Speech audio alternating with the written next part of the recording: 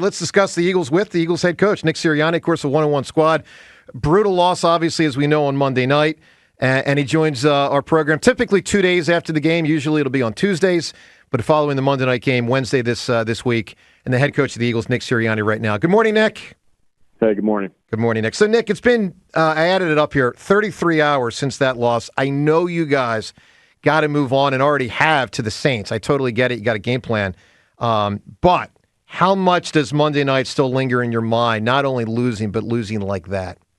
Yeah, we have a rule. You don't have much time, especially on a short week, to linger. You have to watch the tape. You have to get better from the tape, and then you got to move on. And so we have the players today, so we'll relook at some of the things to help ourselves all get better from it that we did as coaches, and then we're going to move on. But you have to take that time to fix the mistakes that you made, so you don't repeat them, and try to point out the good things that you did, so you continue to do them. That's accountability, and that's what you got to do. And that's kind of our process on a short week. Nick, let's talk about mistakes or not, as you perceive it. There's three decisions that you made that have really come under the microscope. I actually thought you got them right. A lot of people think I'm crazy, so I'm just going to group them together. The first quarter going for the 4th and 4. The fourth quarter, throwing the ball instead of running it when Saquon, could have caught it and dropped it, and the following play to kick a field goal to go up 6 instead of going for it. We know now, obviously, the team lost, but with those circumstances, do you believe, looking back, you made the right decision or not on those three?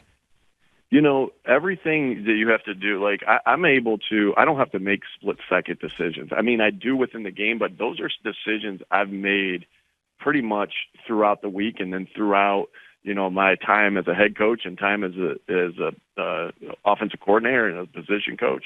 Those are decisions I've been thinking about forever, and I go through a process with that. And so, listen, those play out. If you don't convert on 4th down, it's like a turnover. I get it. And so those decisions, when they work, I don't know if anyone really thinks, oh, they got it there, and that's why they went and scored 7 points there. When they don't work, I'm up to scrutiny, and that's my job. That's I completely understand that these are decisions that are going to be scrutinized. On the 4th and 4 early in the game, it didn't work, and so obviously I have to go back and relook at that. But why do I call a play why do we go for it in those scenarios? Well, the first thing I look at is the play. The second thing I look at is, and these are all decisions that you're going into it, the player who the ball's going to potentially. The other thing you look at is your past success in those areas and what's given you confidence to do that in the first place. Those areas, I can think back, NFC Championship game, we had a 4th and 3.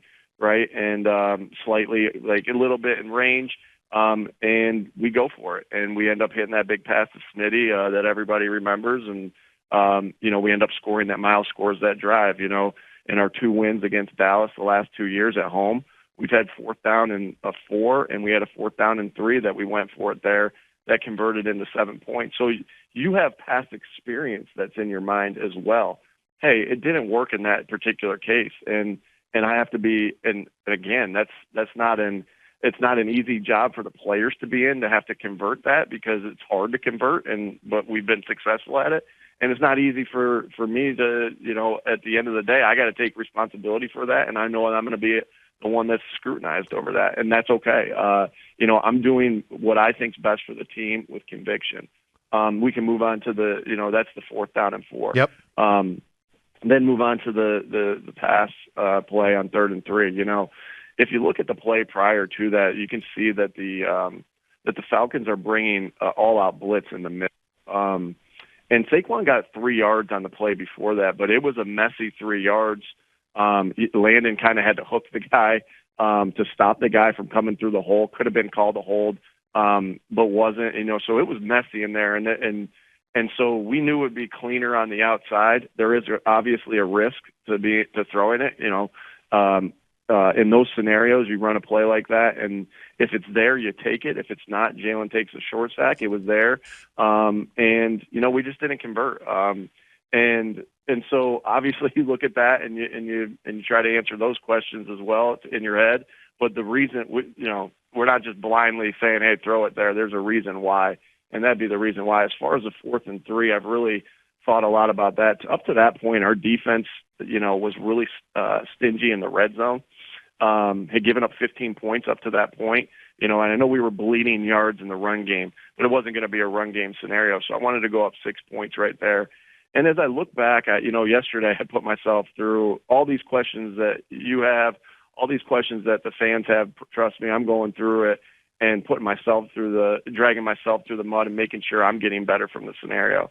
So yesterday I went and looked at every situation in 4-minute football that the team for the past 5 years that the team was up 1 to 5 points in the 34-yard line and in, and I only saw 2 people that went for it there on 4th and 2 and 4th. Now there was 4th and 1s that people went for it, but there was 15 total that people went for it there.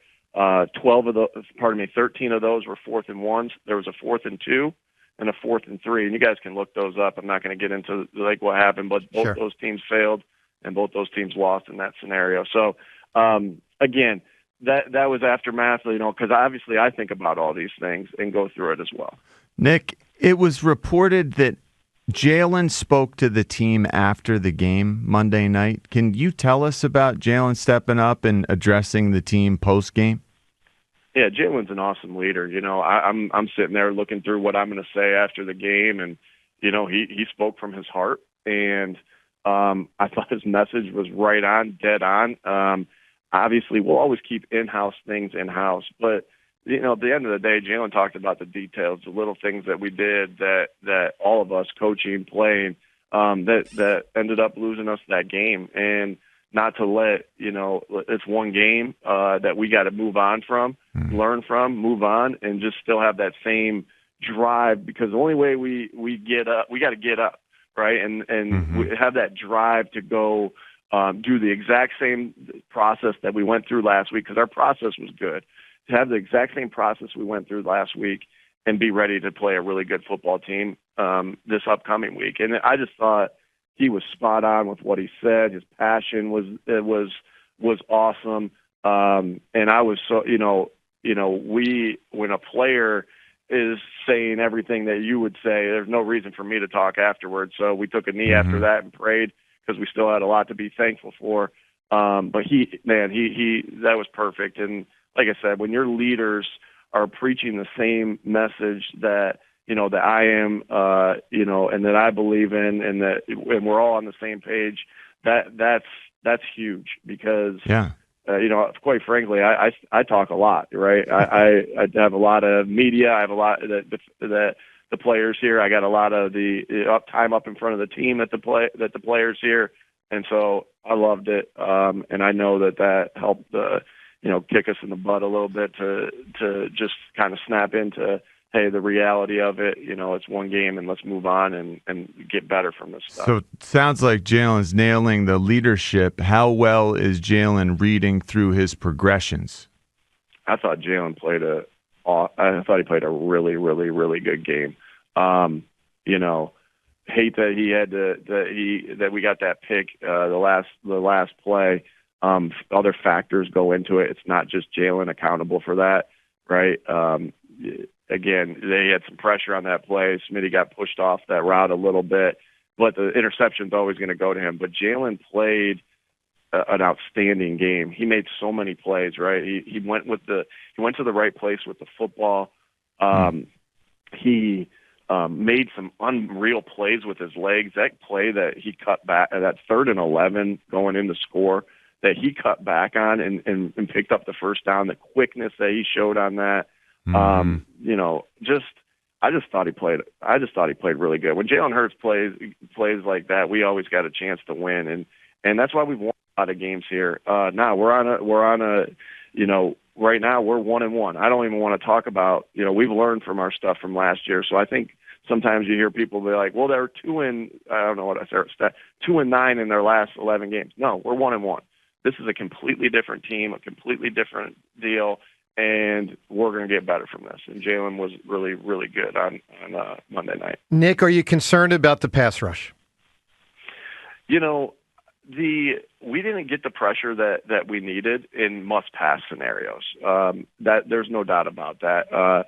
But it just doesn't display into the pass rush. We didn't cover good enough in those areas as well. And then as far as the rest, like I'm thinking of 2 minutes. You asked me that, I think of 2 minutes, the 2-minute drive. I don't think about, you have to earn the right to pass rush. And what do I mean by that? You have to play first and second down, or, first down to get them in second and pass, or third down and pass. You have to play those good. And quite frankly, we didn't play the run good enough. And that, we got to help them out as coaches, but we also got to make sure that we, at the end of the day, football is, did I tackle well enough? Did I get off blocks well enough? Right? Those, it doesn't matter. It doesn't matter. You have to do those things in order to succeed. And so you have to earn the right to pass rush. And we didn't do a good enough job on that.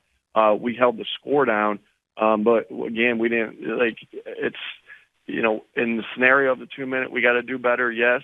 But on first and second down, we got to do a better job in the run game and to get into those scenarios.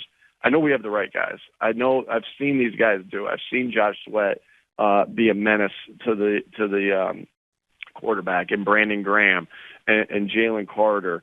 I've seen Bryce Huff do it. I've seen these guys do it, and now it's earning the right to pass rush, and when we have the opportunity to go out and do it. And sacks, are weird. Sometimes sacks come in bunches, right? Sometimes you're quiet, boom, and you hit a 5-game one. So, no need to hit the panic button, but we know we need to do better in that area, and we will. Nick, Jaylen Carter, who I thought would be your best defensive player this year, did not start on Monday night. He did not play in the first series. What happened? Yeah, we're going to keep in-house business in-house. I'll just say that. But I believe in Jaylen. He wasn't in there for that first drive, but I believe in him. He's got a ton of potential, and he's a great kid that's had some really good moments here and played some really good games. Who can be one of our best defensive players, and he's working like crazy to do that.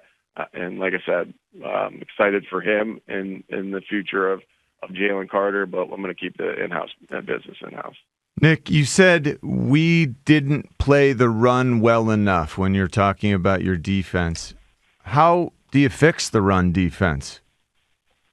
Yeah, again, it goes down to, John, what I said there is like first and foremost, you got to strike blocks, right? You got to play on their side of the line of scrimmage. You got to, when the offensive line gets up to the second level, you got to strike those blocks, right? Sometimes it's with your hands, and sometimes it's always with your hands. Sometimes it's a shot with your pads.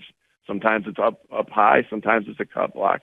But it starts with getting off blocks, and that's every level of football, right? And then it's tackling, right? Every level of football, it starts with the physicality of how we strike blocks and how we make tackles. Now, obviously as coaches, we got to put them in positions to succeed because the offensive coordinator is doing his job to try to put their guys in positions to succeed. But, sometimes it don't matter really what you call. You got to be able to put your hands on guys, move them back. It's a physical game. And so we'll do what we need to do as coaches to put them in positions, and we got to go out and do the basic fundamentals.